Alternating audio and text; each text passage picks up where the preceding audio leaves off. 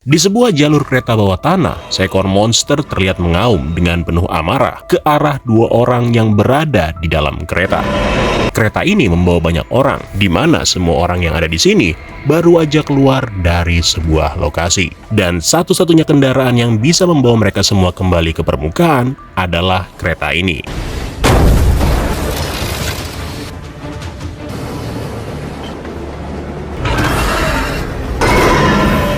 Dalam keadaan yang terdesak, salah satu dari dua orang tadi mengaktifkan semacam pelindung, sekaligus alat yang bisa membuat mereka menjadi tidak terlihat. Nah, pada saat memiliki kesempatan, mereka lalu memutuskan untuk melompat ke gerbong lain. Dan dari sana, gerbong tersebut lalu dilepaskan, sehingga membuat monster itu terpisah dan tertinggal jauh di belakang. Namun sayangnya, karena kereta yang ditumpangi ini berjalan dengan sangat cepat, mau nggak mau, kedua orang ini berusaha untuk membuat kereta tersebut nggak mengalami kecelakaan. Dan tentunya menghindari kejaran dari makhluk-makhluk yang terus memburu mereka. Film ini berjudul Geometric Crisis, yang menceritakan kalau semua manusia tidak bisa tinggal lagi di permukaan, yang mana hal itu disebabkan oleh bencana kerusakan lingkungan, yang pada akhirnya menyebabkan suhu di permukaan menjadi sangat panas untuk ditinggali. Orang-orang yang selamat kemudian terpaksa harus bermigrasi ke bawah tanah, dan dari sana mereka lalu membangun peradaban, termasuk jalur kereta bawah tanah. Namun seiring berjalannya waktu, beberapa manusia yang tinggal di bawah mempunyai keinginan untuk bisa kembali lagi ke permukaan. Sebelum kejadian kejar-kejaran di bagian awal tadi, seorang wanita yang sebut aja dia bernama Ling bersama dengan orang-orang di bawah sempat mengadakan semacam pertemuan untuk membahas apakah mereka akan mempunyai kesempatan untuk kembali ke permukaan atau enggak sama sekali. Ada yang berpendapat kalau mereka nggak perlu untuk kembali lagi ke permukaan dengan alasan iklim yang ada di bawah jauh lebih baik jika dibandingkan dengan berada di atas.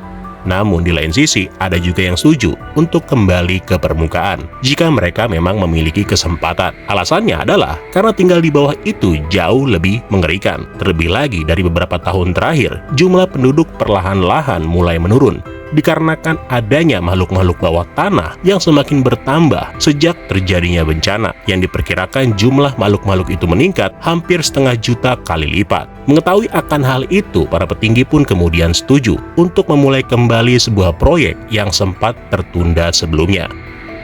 Sementara itu, di sisi lain, seorang pemuda yang sebut saja dia bernama Jay, sekaligus suami dari Ling, terbangun dari mimpi buruknya setelah kereta yang ditumpanginya mengalami kecelakaan.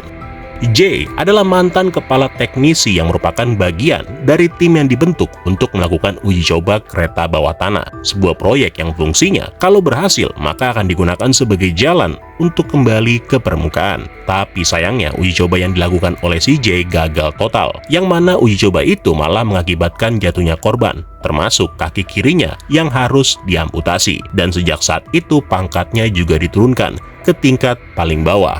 Dengan adanya kecelakaan itu, maka menyebabkan proyek tersebut harus ditunda untuk sementara waktu. Namun bagi Jay sendiri, kegagalan yang terjadi pada waktu itu tidak pernah membuatnya merasa menyerah dengan keadaan.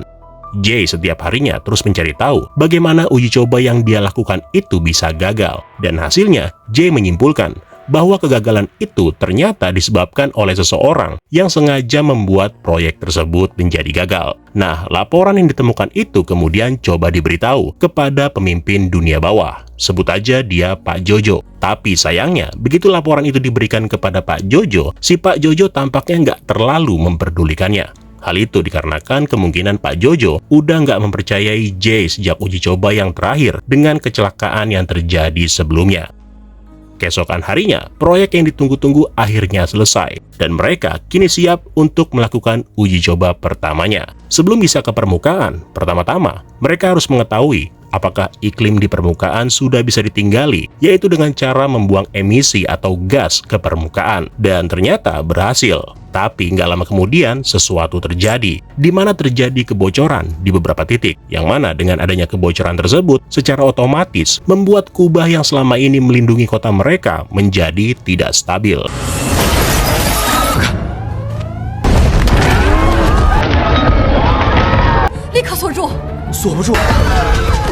Dan hasilnya, monster-monster yang ada di luar satu persatu mulai memasuki kota dan menyerang apapun yang mereka lihat.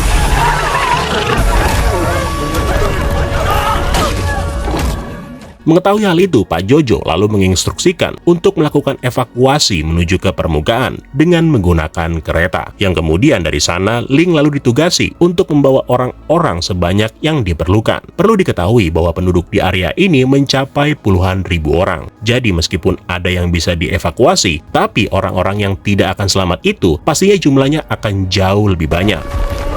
Dalam keadaan panik, J yang juga berada dalam situasi itu melihat bagaimana kengerian dari korban-korban yang berjatuhan, baik itu karena dimangsa monster ataupun mati karena kebocoran gas. Pada intinya, hanya orang-orang yang berkepentingan aja yang bisa menaiki kereta. Sementara para warga harus bisa menunggu sampai gelombang kereta yang kedua, yang kemungkinan juga kereta itu nggak ada. J yang sekarang bukan lagi orang penting, tentunya harus berada dalam kerumunan yang meminta untuk diberikan kesempatan untuk ikut di dalam rombongan. Sementara istrinya Ling hanya bisa pasrah melihat keputusan yang semuanya itu diambil oleh Pak Jojo. Setelah terpisah dari istrinya, J sempat pasrah begitu melihat orang-orang yang mati akibat terkena gas beracun, dan dia bahkan juga kepikiran untuk mengakhiri hidupnya. Namun belum sempat dia melakukannya, tiba-tiba ada seorang anak kecil bersama dengan ibunya, di mana sang ibu mengetahui kalau J ini dulunya adalah seorang kepala mekanik. Yang kemudian dari sana, si ibu memohon untuk menyelamatkan mereka, termasuk orang-orang yang sebenarnya masih bisa diselamatkan. Nah, setelah sadar, J lalu membawa ibu dan anak itu bersama dengan orang-orang yang mengikutinya ke jalur kereta bawah tanah. Di mana di sana J teringat kalau masih ada satu kereta konstruksi yang lagi terparkir. Yang singkat cerita, pergilah mereka menggunakan kereta itu, yang kemudian disusul oleh ledakan yang dihasilkan oleh pasukan keamanan yang mati setelah mereka bertempur melawan beberapa monster. Sementara itu, jauh di depannya, kereta yang membawa rombongan pertama tiba di salah satu stasiun, di mana di sini mereka berhenti sebentar untuk memastikan apakah jalur yang akan mereka lewati nanti aman atau enggak. Nah, karena berhenti, J dan teman-temannya otomatis berhasil menyusul. Dan dari sana, J lalu bertemu kembali dengan Ling, istrinya. Sementara orang-orang yang bersama J kini bisa ikut masuk ke dalam rombongan kereta pertama. Nah, gak lama setelahnya, J kemudian menyadari bahwa tempat ini rupanya berhasil ditembus oleh monster-monster kadal. Menyadari hal itu dari sana, lalu terjadi kepanikan yang menyebabkan beberapa orang menjadi korban. Untungnya kebanyakan dari mereka masih bisa masuk dalam kereta dan pergi meninggalkan stasiun itu. Tapi masalah baru mulai muncul ketika salah seorang petugas yang selamat mengatakan bahwa kereta yang mereka naiki ini nggak bisa terus-terusan melaju. Hal itu dikarenakan ada sebuah penghalang di ujung jalur yang belum sempat mereka buka. Jadi pilihannya nggak ada yang enak cuy. Kalau mereka berhenti ya otomatis mereka akan dimangsa. Namun kalau terus melaju ya mereka bakal kecelakaan. Sempat terjadi ketegangan ketika J meminta kepada Pak Jojo supaya terus melaju dan menabrak penghalang yang ada di depan. Alasannya, selain J tahu betul dengan struktur dari kereta ini, dia juga tahu bahwa dengan perhitungan yang matang, maka dipercaya kalau kereta yang mereka naiki bisa menembus penghalang tanpa terjadi kecelakaan.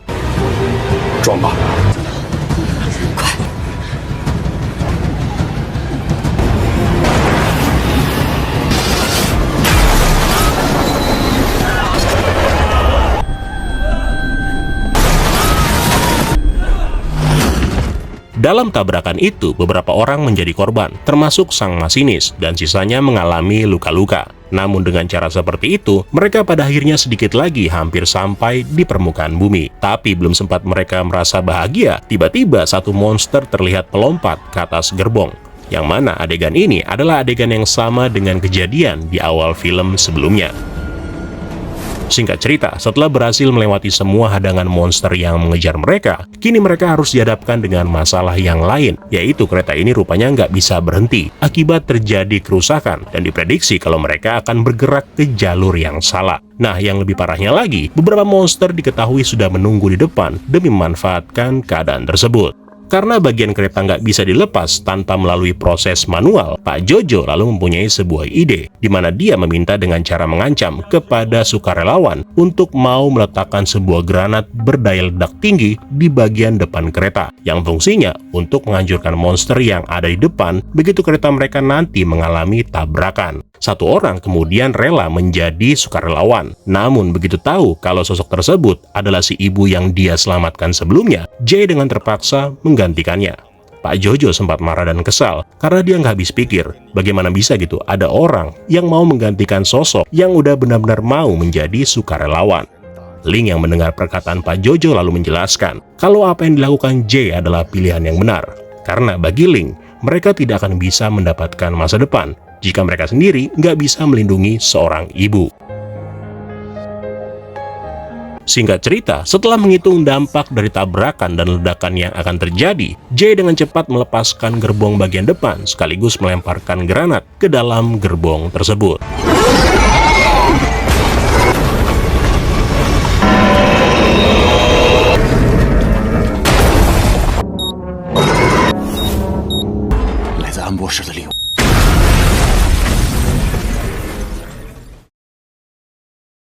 Setelah berhasil menghancurkan induk dari para monster itu, Jay bersama dengan Pak Jojo lalu mencoba memeriksa gerbong depan. Apakah gerbong tersebut masih bisa dijalankan? Karena untuk bisa bergerak kembali, kereta mereka membutuhkan mesin atau tenaga pendorong. Nah, pas lagi memeriksa mesin dari gerbong depan tersebut, tiba-tiba Jay mengungkapkan sebuah fakta bahwa yang melakukan sabotase atas kejadian ini adalah Pak Jojo sendiri. Namun belum sempat Pak Jojo mengatakan alasannya, mendadak jalur kereta bawah tanah tiba-tiba bergetar dan mulai runtuh. Mengetahui hal itu dengan cepat, Jay dan juga Pak Jojo membawa sisa dari gerbong depan ke bagian belakang, sehingga dari sana mereka bisa mulai mendorong gerbong yang berisi Ling dan juga orang-orang yang selamat. Di momen ini, Pak Jojo kemudian menjelaskan alasan kenapa dia melakukan semuanya ini. Jadi, pada suatu ketika, Pak Jojo mengetahui kalau sebenarnya inti sumber energi bumi sudah mulai habis. Dan itu artinya cepat atau lambat mereka bakalan mati juga. Nah, untuk mencegah kematian yang terlalu cepat, Pak Jojo berencana mengurangi populasi penduduk dengan membuat makhluk-makhluk di bawah tanah bermutasi supaya bisa menghancurkan dunia bawah. Dan begitu berhasil, maka orang-orang yang selamat yang sedikit jumlahnya akan memulai kehidupan baru di permukaan. Itulah sebabnya Pak Jojo dari awal gak mau kalau ada banyak orang yang bisa diselamatkan. Nah, apakah itu ada hubungannya dengan sabotase uji coba kecelakaan kereta yang dilakukan Jay pada waktu itu? Ya, ada hubungannya cuy. Jadi, proyek pembuatan kereta itu memang bagian dari rencananya Pak Jojo. Cuma karena proyek tersebut lebih cepat selesai daripada proses pembiakan monster-monster yang dimutasi, akhirnya dibuatlah semacam kecelakaan untuk hanya menunda proyek itu sampai waktunya siap. Nah, karena udah ketahuan nih, Pak Jojo masih sempat-sempatnya untuk mencegah kereta yang membawa mereka ini sampai ke permukaan. Tapi untungnya takdir berkata lain. Setelah dalam prosesnya, Pak Jojo harus terjatuh akibat terkena puing-puing. Demi memastikan gerbong yang digunakan bisa sampai tepat waktu, Jay lalu memutuskan untuk menambah kecepatan dari gerbong pendorong. Yang mana keputusan itu juga akan membuat dirinya tidak akan selamat dalam perjalanannya kali ini.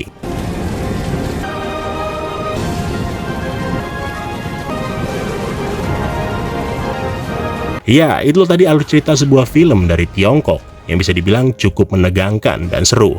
Akhir yang nggak happy ending, tapi dengan pengorbanan yang dilakukan itu, maka orang-orang ini kini bisa memulai semuanya dari awal lagi. Terima kasih buat yang udah nonton, dan sampai ketemu lagi di kesempatan selanjutnya. Keren loh semua. Ciao.